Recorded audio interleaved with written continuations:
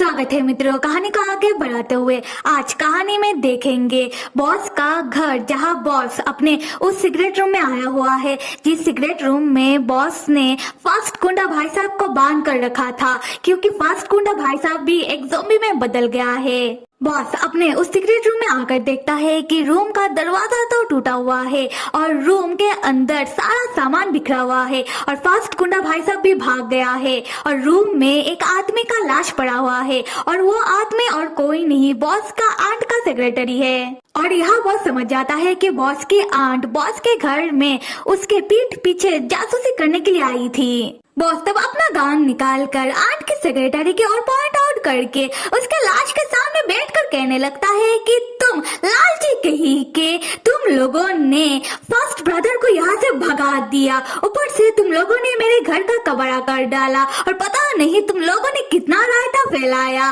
और तुम लोगों को क्या लगता है कि मैं यहाँ तुम लोगों का गंदगी साफ करूंगा? और तुम्हारे साथ मेरी आंट भी क्यों नहीं मर गई? अगर वो भी मर जाती तो मेरा काम आसान हो जाता। तुम लोगों ने तो परेशान कर डाला।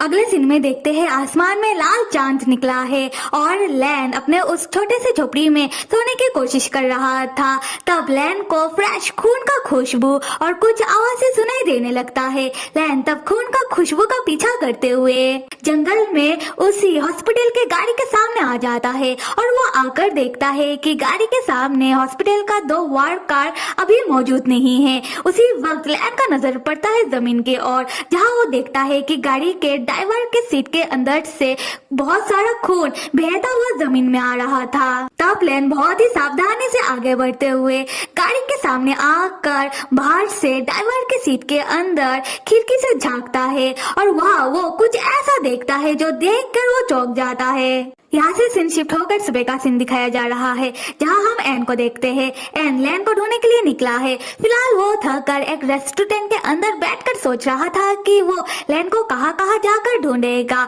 उसी वक्त एन का नजर बाहर की ओर पड़ता है और एन देखता है कि रास्ते में बहुत सारा पुलिस का गाड़ी कहीं तो जा रहा था। एन सोचता है कि आज रास्ते में इतना सुबह सुबह पुलिस का गाड़ी जा कहाँ रहा है। उसी वक्त एन के फोन में फोन आता है। एन फोन पिक करते ही वो खबर पाता है कि उस सुनसान रास्ते वाली औरत की तरह और 2 लाशें जंगल के बीचों बीच एक हॉस्पिटल की गाड़ी के अंदर मिला है।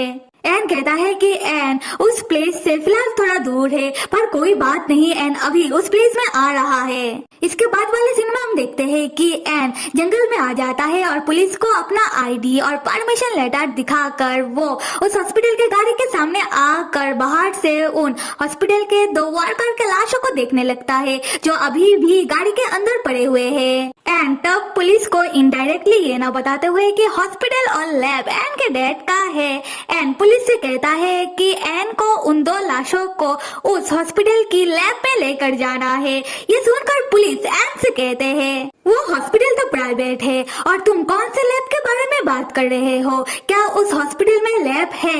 एन इस बात का कोई जवाब नहीं दे पाता। पुलिस एन से कहते हैं कि देखो बच्चे, ये काम अभी पुलिस का है, तो हम उन 2 लाशों को सरकारी लैब में ही भेजेंगे।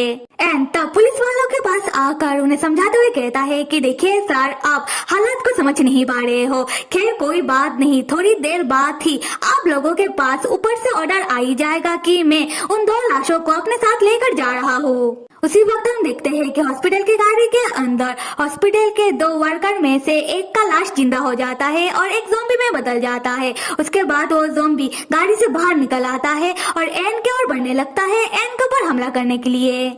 और जैसे ही वो ज़ॉम्बी एन के ऊपर हमला करने ही वाला होता है और एन आहट सुनकर जैसे ही अपने पीछे मुड़ता है, उसी वक्त लैन आकर एन को बचा लेता है और उस ज़ॉम्बी को एक लात मारकर दूर फेंकता है। उसके बाद लैन उस ज़ॉम्बी को मार देता है। एन तब लैन को ऐसा करता हुआ देखकर चौंक जाता है और असल में एन लैन को अपने आंखों के सामने देखकर चौंकता है।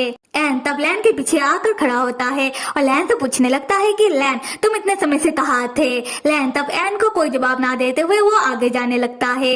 एन जैसे ही लैन के पीछे आने की कोशिश करता है, तब पुलिस वाले आकर एन को रोकते हुए एन से सवाल जवाब करने लगते हैं। पुलिस वाले कहते हैं कि अभी हमें ऑर्डर आया है कि ये केस कोई और हैंडल कर रहा है, तो क्या तुम हमें बताओगे कि कौन और ये सब अभी क्या हुआ और वो लड़का जो अभी इधर से गया वो कौन था? एन कहता है कि देखिए अभी मेरे पास बिल्कुल भी समय नहीं है कि मैं आप लोगों का सवालों का जवाब दूं और मुझे अभी एक जरूरी काम करना है। उसके बाद एन जाकर अपना बाइक लेकर जंगल में लैन का पीछा करने लगता है। लैन जैसे ही देखता है कि एन लैन के पीछे आ रहा है, लैन तब लिटरली भागने लगता है और एन भी लैन को पकड़ने के लिए पागलों की तरह फुल स्पीड में लैन के पीछे जैसे ही आने लगता है, एन जाकर तब एक पेड़ से टकराता है और डिसबैलेंस होने के कारण एन जाकर खाई में गिरने ही वाला होता है।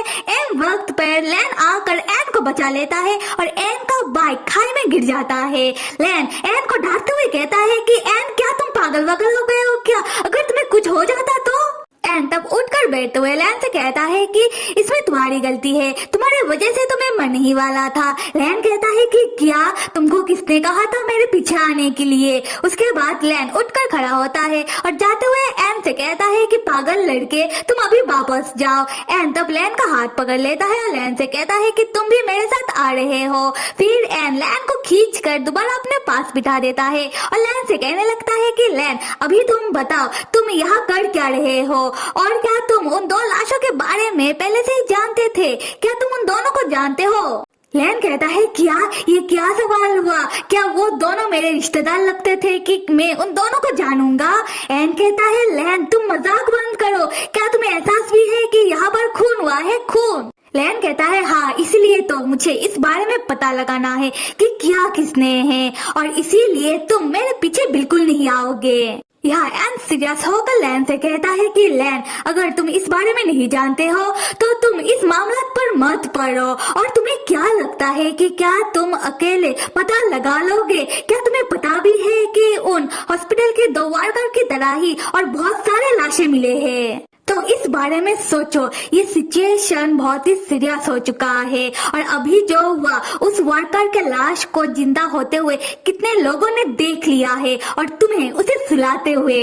तो फिर थोड़ा सीरियस हो जाओ और बताओ मुझे तुम्हें जो भी पता है। लैन कहता है अच्छा ठीक है। उसके बाद लैन अपना हाथ एन को दिखाता है जहाँ लैन के हाथ में एक डीपली घाव लगा हुआ था पर वो घाव हील नहीं हुआ।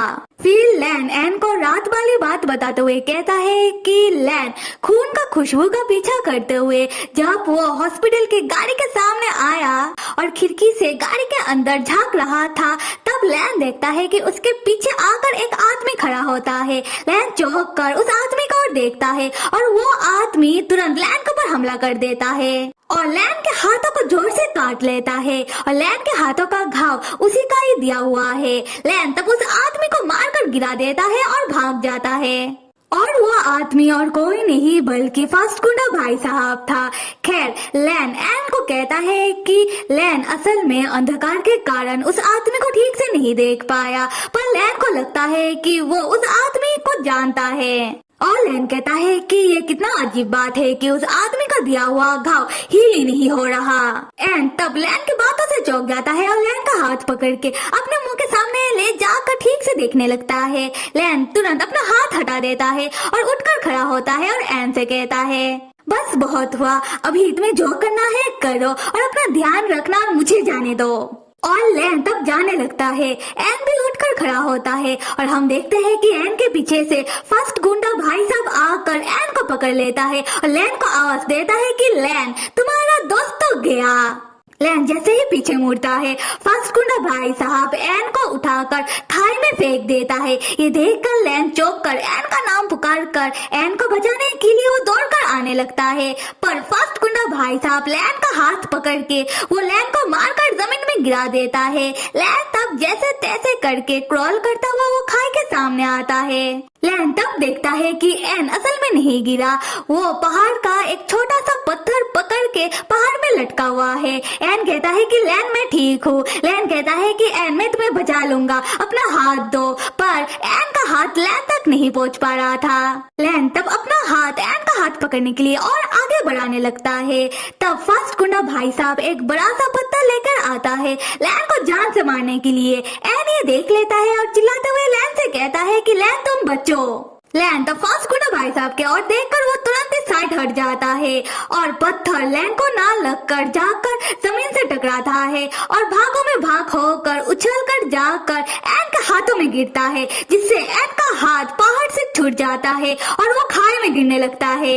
लैन जैसे ही एन को दोबारा देखता है वो पाता है कि एन तो खाई में गिर रहा था। ये देखकर लैन जोर से एन का नाम पुकारता है कि एन। उसके बाद लैन एन को बचाने के लिए वो भी खाई में छलांग मार देता है। तो फिर मेरे प्यारे मित्रों, क्या लगता है कि लैन खाई से एन को बचा पाएगा? कमेंट करके अपना जवाब जरूर देना और कहानी को आगे देखने के लिए लाइक, सब्सक्राइब और कमेंट करना तो बिल्कुल भी मत भूलिएगा। Till then stay with me and see you.